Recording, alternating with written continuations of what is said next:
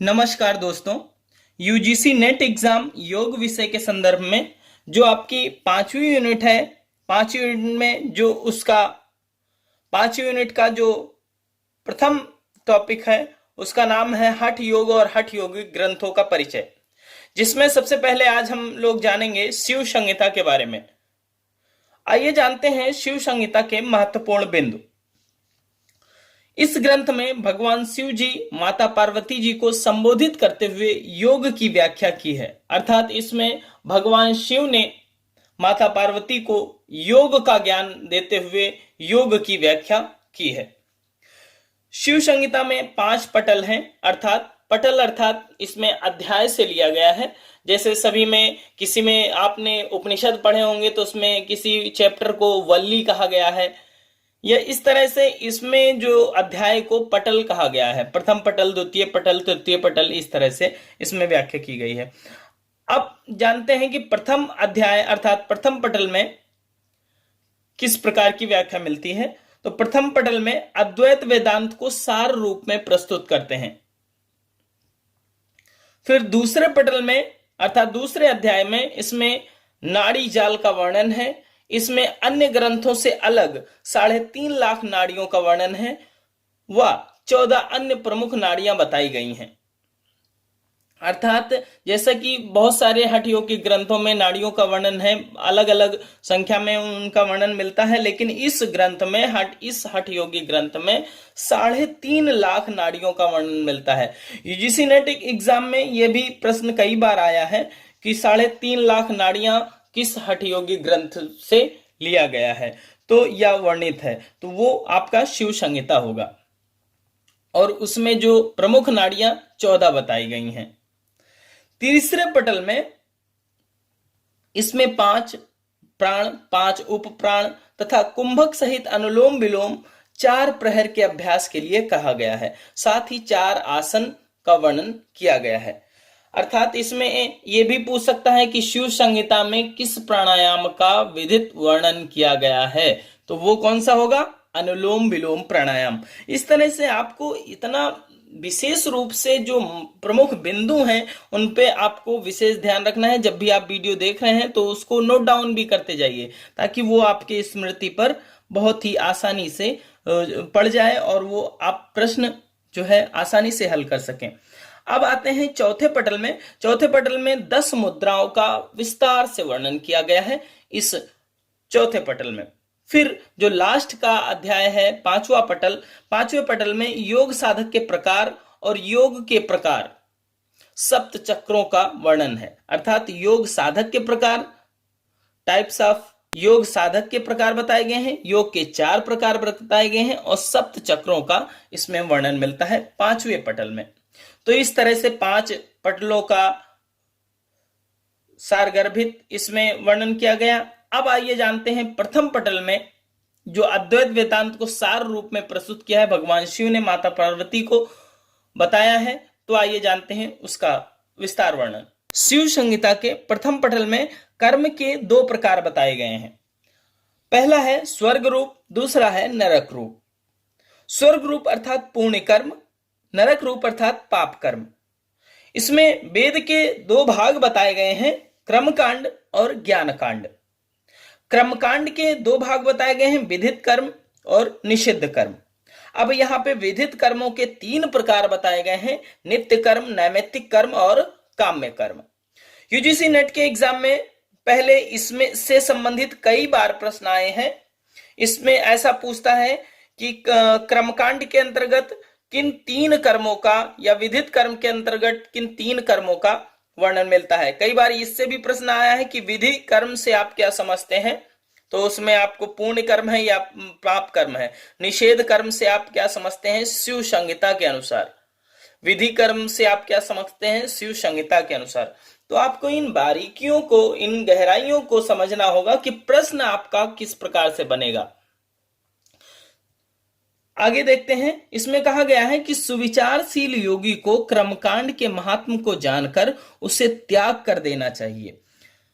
योगी पूर्ण और पाप इन दोनों को त्याग करके ज्ञान कांड में प्रवृत्त होता है। अर्थात इसमें भगवान शिव ने योगी के जो लक्षण बताए हैं उसमें कहा है कि जो योगी होता है वो कर्मकांड के महात्म को जानकर, अर्थात ये कर्मकांड वाले भाग के महात्म को जान लेता है, फिर उसे त्याग कर देता है और पुण्य और पाप दोनों का त्याग करके ज्ञान कांड में प्रवेश करता है। अर्थात ये पुण्य वाला भाग और पाप वाला भाग दोनों को त्याग करके ज्ञान कांड में प्रवेश होता है। ये भगवान शिव बताते हैं योगी के लक्षण के रूप में। अब इसमें बताया गया है संसार के 3 प्रकार होते हैं, शत्रु, मित्र और उदासीन। यह भी पूछ सकता है कि शिव संहिता के अनुसार संसार के कितने प्रकार हैं या उनके नाम क्रम से लिखे। तो ये जो आपको बिंदु दिख रहे हैं इनको आपको स्मृति में रखना है ताकि आप प्रश्नों को आसानी से हल कर सकें। अब एक बहुत ही महत्वपूर्ण इसमें बताया गया है कि कौन सा महाभूत किसमें विघटित होता है और किसमें से अभिव्यक्त होता है अर्थात प्रकट होता है।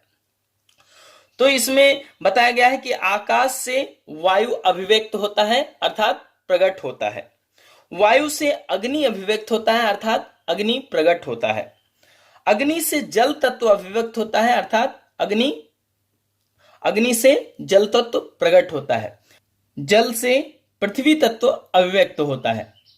अब इसी के जब जस्ट विपरीत जब आप देखेंगे कि पृथ्वी में जल तत्व लीन होता है या विघटित होता है। अब इसमें विशेष ध्यान रखना है कि प्रश्न पूछ क्या रहा है, अभिव्यक्त होना पूछ रहा है या विघटित होना पूछ रहा है। तो इस पे विशेष ध्यान रखेंगे क्योंकि कभी कभी जल्दबाजी में ऐसा होता है कि प्रश्न पूछ कुछ और रहा है और हम टिक कुछ और कर रहे होते हैं। तो आपको बहुत ही धैर्यता के साथ प्रश्नों को हल करना है। जल में अग्नि तत्व लीन होता है या विघटित होता है, अग्नि तत्व में वायु तत्व लीन होता है या विघटित होता है, वायु तत्व में आकाश तत्व लीन होता है या विघटित होता है। जस्ट इसका अपोजिट ही आपका अभिव्यक्त होता है और इसका अपोजिट आपको विघटित होता है, ये आपको ध्यान रखना है।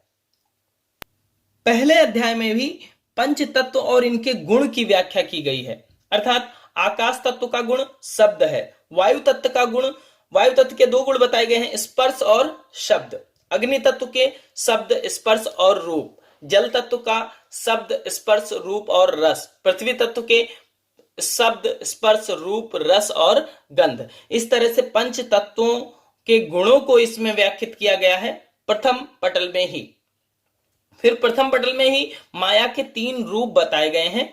माया तमोगुणी प्रधानता दुर्गा रूप, इससे संबंधित कई बार प्रश्न आया है, इसको आप ध्यान रखेंगे। माया सत्वगुण रूप प्रधानता लक्ष्मी रूपा, माया रजोगुण प्रधानता सरस्वती रूपा। इसके बाद में ही प्रथम पटल में ही ये वर्णन मिलता है कि यह शरीर दुख एवं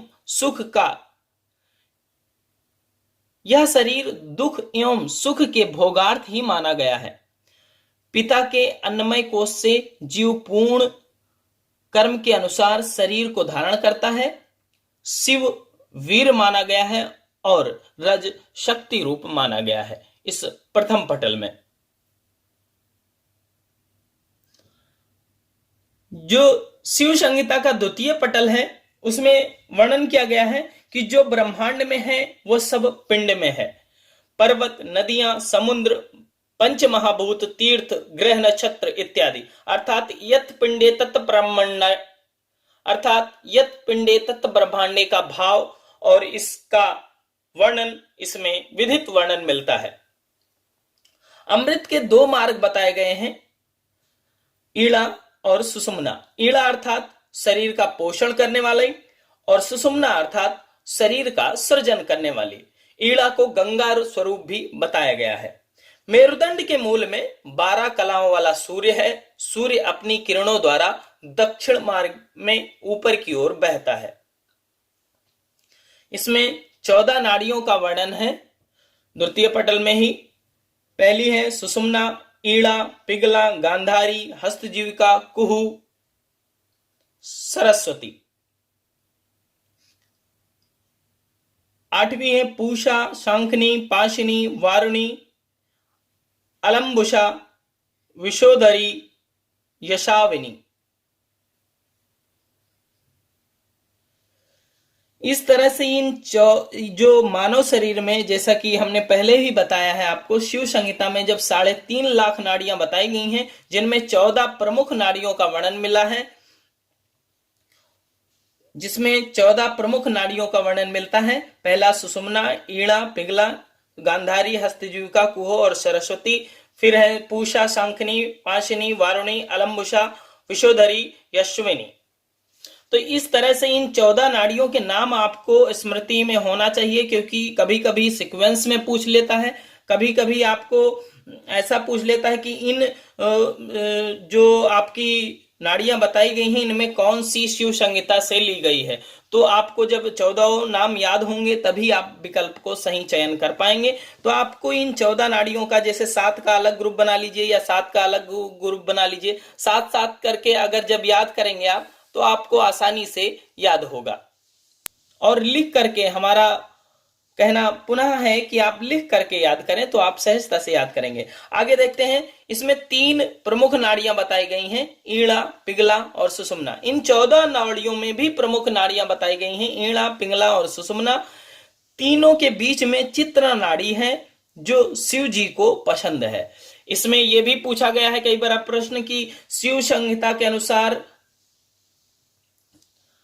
चित्रा नाड़ी का वर्णन किया गया है, या इस तरह से भी प्रश्न पूछ लेता है कि शिव संहिता के अनुसार, या इस तरह से भी प्रश्न पूछता है कि चित्रा नाड़ी किस हठ योगिक ग्रंथ में वर्णन मिलता है। तो आप शिव संहिता बता सकते हैं।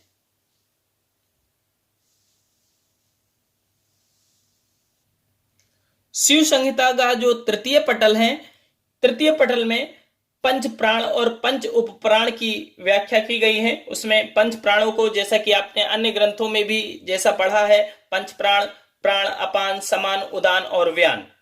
इसमें पंच प्राण की इस तरह से व्याख्यात किया गया है। और दूसरा जो उपप्राण है, नाग, कुर्म, कृकल, देवदत्त, धनंजय। तो ये जो दूसरे हठयोगी ग्रंथ है, उसी प्रकार से इसमें पंच प्राण और उपप्राण का व्याख्या की गई है। उपप्राणों के कार्यों को भी व्याख्यात किया गया है, जैसे नाग डकार, कुर्म पलकों को झपकाना, कृकल भूख प्यास, देवदत्त जमहाई और धनंजय हिचकी। इस तरह से इसमें पंच प्राणों की व्याख्या करते हुए कहा गया है, विशेष रूप से हृदय कमल में प्राण निवास करता है। कार्य के भेद के कारण प्राण के अनेक नाम हैं। इसके बाद में तृतीय पटल में ही सिद्धि के लक्षण बताए गए हैं। सिद्धि के लक्षणों में 6 सिद्धि के लक्षण बताए गए हैं। पहला है दृढ़ विश्वास, दूसरा है श्रद्धा, तीसरा है गुरु आराधना, चौथा है समता का भाव, पांचवा है परिमित भोजन और छठा है इंद्रियों को वश में रखना।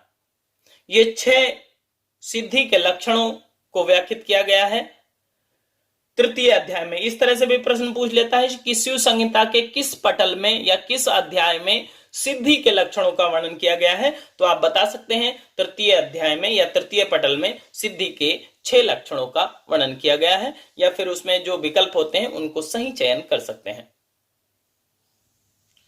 शिव संहिता के तीसरे पटल में ही सूर्य नाड़ी में प्रविष्ट होने पर भोजन करें, चंद्र नाड़ी में प्रविष्ट होने पर शयन करें।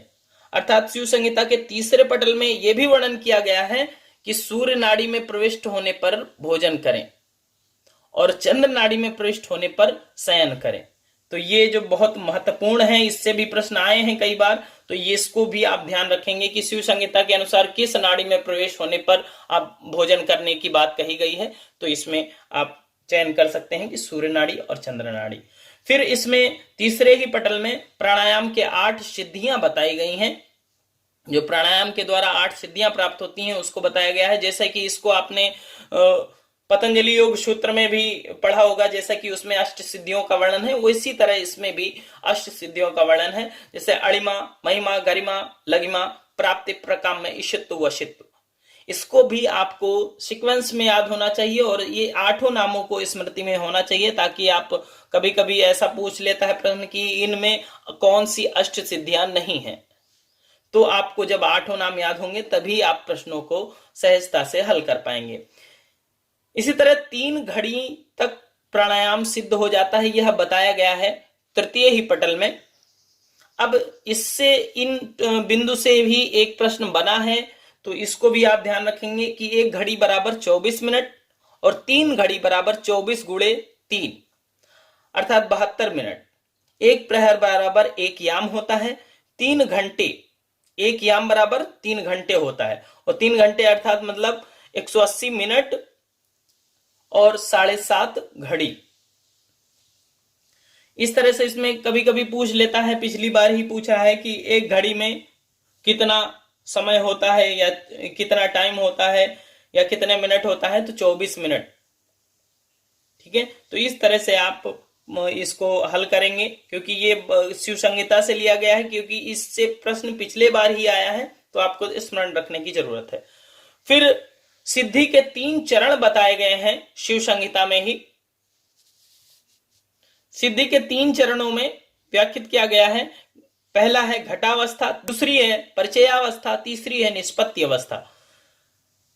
घटावस्था में प्राण एवं अपान को ऐक्य होना बताया गया है। परिचयावस्था में प्राण, वायु, ईड़ा, पिघला का त्याग बताया गया है। निष्पत्ति अवस्था में मूलाधार में 5 घड़ी, हृदय में 5 घड़ी को प्राण को स्थिर करता है, निष्पत्ति अवस्था होती है। अर्थात मूलाधार में आप प्राण को स्थिर करें 5 घड़ी।